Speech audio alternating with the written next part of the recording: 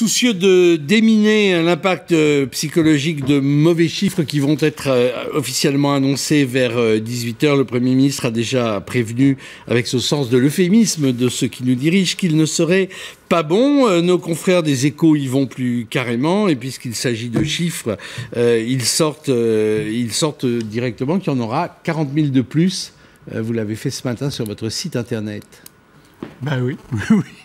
40 000 chômeurs de plus. Comme le mois dernier, donc en fait, c'est à peu près. Enfin, le rythme s'accélère par rapport au mois dernier, ça reste à peu près pareil, mais sur les 36 mois 900 le mois on dernier, était plutôt à 1000 chômeurs de plus par jour. C'est énorme, hein, 1000 chômeurs de plus par jour. Et là, on est en train d'aller encore un peu plus vite. Donc ces pics historiques, là, le pic de 97 est dépassé ? Oui, on y va. On y va. Et puis, alors, quand on regarde en taux de chômage, on est un peu inférieur parce que la population active a augmenté. Mais on va continuer, ça va continuer d'augmenter de toute façon pendant des mois et des mois encore. Alors, l'OCDE prédit un taux de chômage à 10,7 en 2013 et 11,1 en 2014. Et de son côté, l'UNEDIC prévoit un ralentissement de la hausse fin 2013 et un rebond ensuite. Comment expliquer ces prévisions, Christophe Bis ? Je pense qu'en particulier, l'UNEDIC, elle a d'ores et déjà intégré que les mesures prises par le gouvernement vont avoir de premiers effets, par exemple le contrat de génération, et plus certainement les emplois d'avenir qui commencent à être signés, mais même s'ils démarrent très mal, on devrait petit à petit avoir, je dirais presque mécaniquement, une réduction du chômage liée à la signature de ces emplois d'avenir. Mais marginal, en tout cas par rapport à la masse même du nombre de chômeurs. On parle bien, attention, d'inversion de la courbe. Ça veut dire que si on est à 40 000 par mois, vous prenez 11 mois à 40 000, ça en fait 440 000 si je ne me trompe pas. Si vous passez de 440 000 à 435 000, on pourra dire que la courbe a été inversée, mais il y aura eu 435 000 chômeurs de plus. Oui, alors est-ce que c'est une des explications, Jean-Marc, qui permettrait aux observateurs de comprendre pourquoi le président Hollande s'obstine et répète comme une sorte de gimmick maintenant que son objectif reste de faire l'inversion de la courbe de chômage d'ici la fin de l'année, se heurtant à l'incrédulité générale de vous tous. Vous et nous tous. Il veut y croire, mais comme il voulait croire au fait que la croissance allait revenir. Depuis que François Hollande est arrivé à l'Élysée, il s'est raconté l'histoire, et il nous a raconté l'histoire, que la croissance allait revenir dans 3 ou 6 mois. Et que la croissance revenant, l'emploi petit à petit reviendrait un peu plus tard. La croissance n'est toujours pas là, mais il continue de raconter l'histoire. La croissance n'est pas là, mais il y a des signes quand même. J'allais dire qu'un certain nombre de signes sont plutôt encourageants, non pas pour la France, non pas même pour la vieille Europe, mais partout dans le monde. C'est-à-dire, on peut imaginer que cette relance de grandes économies mondiales va finir par affecter positivement l'Europe. Ça me paraît très difficile aujourd'hui. La situation européenne est quand même très compliquée. Et puis si on prend le cas de la France, on aura à ce moment-là quand même un problème de coût du travail qui se posera comme jamais. On a eu le rapport Gallois, on a d'autres rapports qui s'accumulent et on peut avoir une reprise avec des coûts salariaux assez élevés. Ça risque d'être quand même très compliqué pour que ça enclenche sur une réduction du chômage. François Tritt. Oui, écoutez, je pense qu'il faut d'abord qu'on se présente un tout petit peu. Nous sommes une association qui s'appelle Entreprendre pour la France, qui a été fondée il y a quelques mois par Nicolas Doucerin, qui est le président du groupe Solic. Notre but, c'est de regrouper les Français, de regrouper un certain nombre d'idées et de co-construire en fait avec les citoyens un projet pour la France. Nous travaillons sur des sujets comme la croissance, comme bien sûr l'emploi, le rôle de l'État et le bien vivre en France au sens large. C'est une bonne idée de travailler sur un sujet comme la croissance, mais c'est plutôt un bon sujet. J'aimerais bien savoir ce que vous faites justement. Alors, ce soit de votre faute, mais eh bien, pour l'instant, on étudie. C'est-à-dire que on est effectivement assez jeunes, donc nous sommes en train de construire un observatoire sociétal. Qui va nous permettre de mesurer l'opinion des Français sur un certain nombre de sujets, notamment effectivement l'emploi, mais également la jeunesse, seniors, l'Europe, l'environnement. Et sur la base en fait de ces études, être capable de faire des propositions et dans une logique de co-construction. Ça, c'est vraiment l'innovation que nous apportons en tant que groupe de réflexion. C'est de construire avec les citoyens des réflexions, d'être dans l'écoute. Et une fois que nous aurons passé cette étape-là et que nous aurons des propositions concrètes, être capable de les présenter, de les proposer et d'arriver avec un modèle innovant. Mais ça veut dire quoi? Que c'est la vieille idée de réconcilier davantage encore l'opinion dans toute sa diversité avec le monde de l'entreprise, de mieux lui faire connaître ses enjeux, ses difficultés, ses problématiques propres? C'est entre autres ça. Hein, c'est-à-dire qu'on s'appelle Entreprendre pour la France parce que d'abord on considère que entreprendre n'est pas lié qu'au monde de l'entreprise. On pense que l'individu entreprend, que les associations entreprennent. Donc on veut comprendre effectivement comment ça fonctionne et comment on peut booster ces effets-là. Et on veut absolument réconcilier effectivement nos concitoyens avec l'entreprise. C'est pour ça que notre signature et notre motto, si je puis dire, c'est social pour l'homme et libéral pour l'entreprise.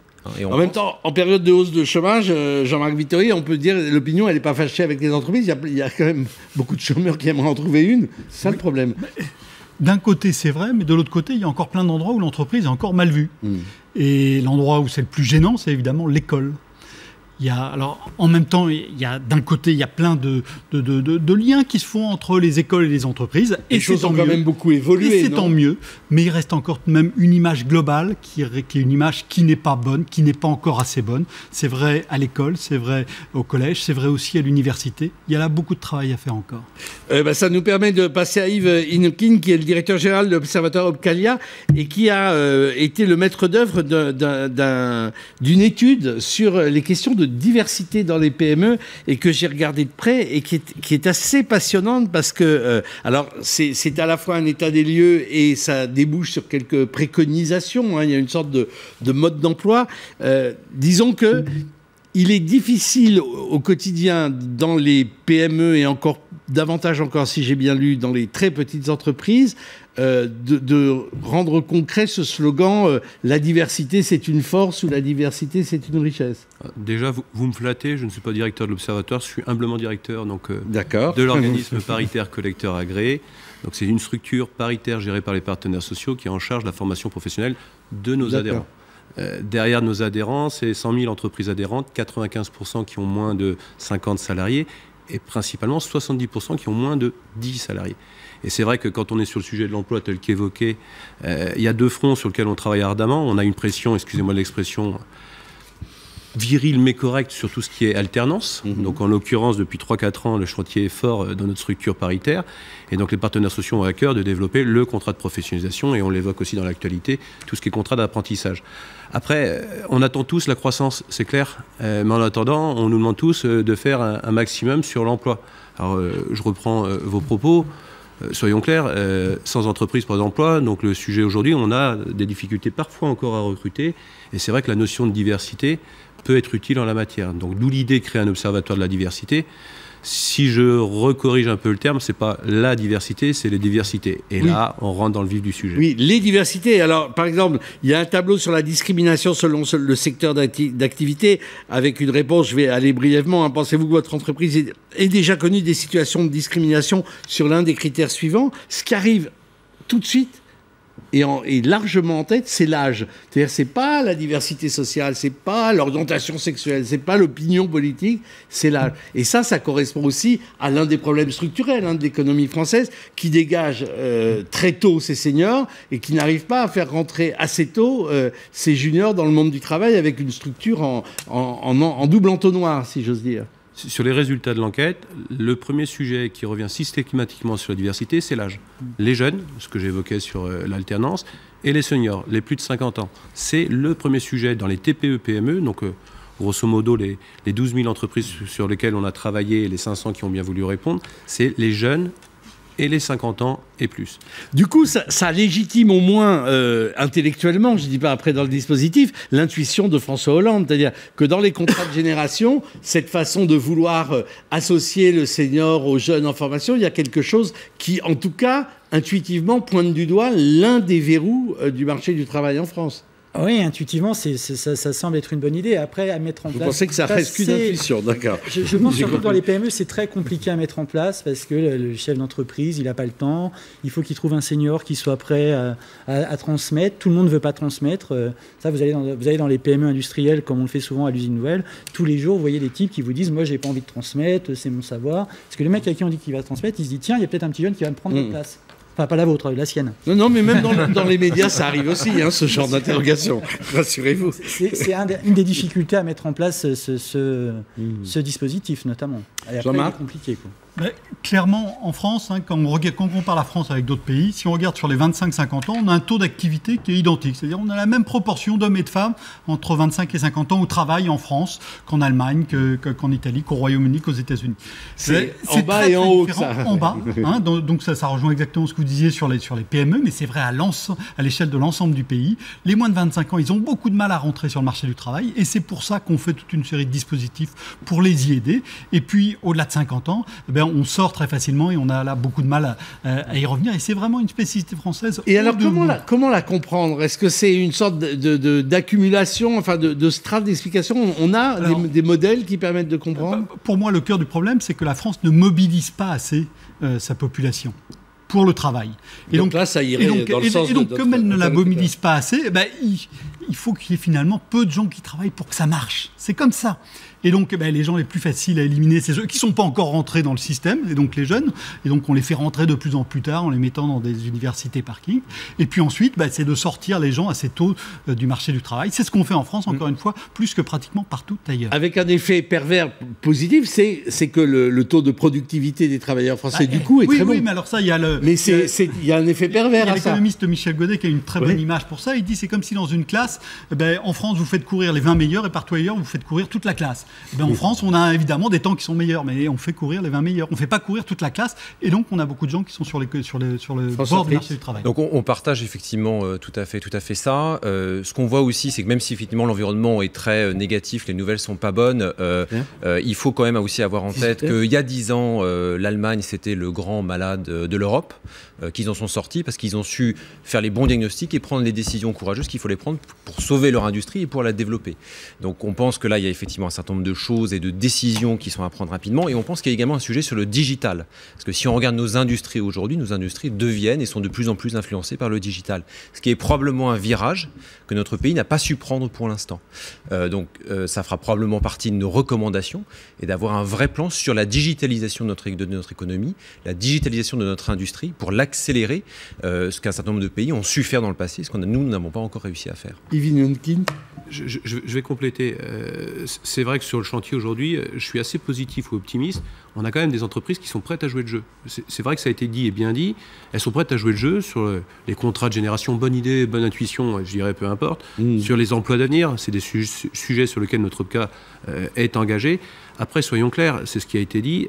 Il faut des gens dans les soutes ou des rameurs pour aider ces entreprises. Quand vous êtes une entreprise de 10 salariés, 30, 20, 30, 40, 50, le quotidien, il n'est pas sur le volet RH de construire cette passerelle, ce go-between entre un jeune et un moins jeune. Il va falloir que nos structures ou d'autres structures avec lesquelles on œuvre déjà fassions le job. Et on en est là aujourd'hui. Donc je suis assez positif. Attendons la croissance, c'est clair. Sur un cheptel, sur une carrière d'entreprise de petite taille, il y a de l'emploi, il y a de la maturité, il y a le sens des responsabilités. Par contre, il faut les aider à se structurer en la matière, et c'est un peu aussi le rôle qui est le nôtre aujourd'hui. Christophe Bies, il y a aujourd'hui la visite d'Angela Merkel à Paris. Elle ne se contente pas d'aller visiter au Louvre la très belle exposition, très contestée d'ailleurs en Allemagne, mais sur l'Allemagne. Elle vient parler justement d'initiatives sur l'emploi des jeunes à l'échelle européenne, avec un axe là franco-allemand, semble-t-il, assez solide. On peut attendre quelque chose d'assez concret? Moi, j'aurais tendance à être optimiste, là, pour le coup aussi, comme les autres personnes. D'abord parce que je crois que c'est la première fois qu'il y a une initiative prise par les deux présidents, enfin par le président français et par son homologue allemand, sur la question de l'emploi. Il me semble que jusqu'à maintenant, on a beaucoup parlé d'euros, de monnaie. Pour la première fois, on parle d'emploi. Après, les outils qui sont annoncés, c'est le financement des PME, l'apprentissage, des mesures pour favoriser la mobilité au sein de l'Europe qui pourraient être une utilité. Moi, sur le dernier point, par exemple, je suis quand même assez sceptique, parce que déjà, la mobilité au sein de la France, c'est pas simple. Vous appelez n'importe quelle boîte d'intérim qui avait des intérimaires chez PSA dans l'Est, qui a voulu les envoyer dans l'aéronautique à Toulouse. Ils n'ont pas réussi. Alors le jour où il faudra les envoyer en Allemagne, j'attends de voir, quoi. Enfin, on va pas... En tout cas, la démarche est intéressante. C'est une première à ma connaissance. Attendons peut-être d'avoir un peu plus les mesures précises. En tout cas. Jean-Marc Vittori, vous, même scepticisme bienveillant, j'allais dire, mais scepticisme quand même. Scepticisme relatif, oui, mais je crois que c'est essentiel que le président français et la chancelière allemande mettent le cap sur l'emploi. Parce que si vous réfléchissez à tout ce dont on a parlé en Europe ces derniers temps, c'est que des contraintes, c'est que des mauvaises nouvelles, c'est que des bâtons dans les roues. Là, c'est enfin quelque chose de positif. Et pour les peuples. Et là, et pour moi, ça me paraît très important. Yves, c'est franco-allemand, ça devrait être à l'échelle européenne. Il y a une dimension européenne possible dans le levier de la lutte contre le chômage en France? Ceci dépasse certainement mon périmètre, mais pour être très clair, il y a déjà pas mal de choses à faire au niveau du périmètre hexagonal. Les idées de partenariat franco-allemand, voire européen, ne serait-ce que sur les sujets d'alternance d'une manière générale, oui, j'en suis convaincu, mais de toute façon, je suis très tranquille, puisqu'il y a une négociation des partenaires sociaux qui va débuter en septembre sur le sujet. François Tritt, le mot de la fin? Simplification, je pense que ça c'est un sujet qu'on porte aussi. Il y a un absolu besoin de simplification des démarches, de simplifier la vie des entrepreneurs. Etc. Oui, les réglementations sont nécessaires. Elles protègent aussi, quand on dit social pour l'homme, libéral pour l'entreprise, il faut aussi effectivement protéger le salarié. Mais l'entrepreneuriat doit être boosté par des mesures de simplification encore plus fortes que celles qui existent aujourd'hui. Merci à tous les quatre. En attendant donc la conférence de presse commune de François Hollande, j'allais dire Nicolas Sarkozy, mais non, François Hollande et Angela Merkel à 18h en direct sur LCI. Et auparavant, on va faire presque en guise d'amuse-bouche un petit tour à Bruxelles sur l'actualité européenne. Hugues Baudouin.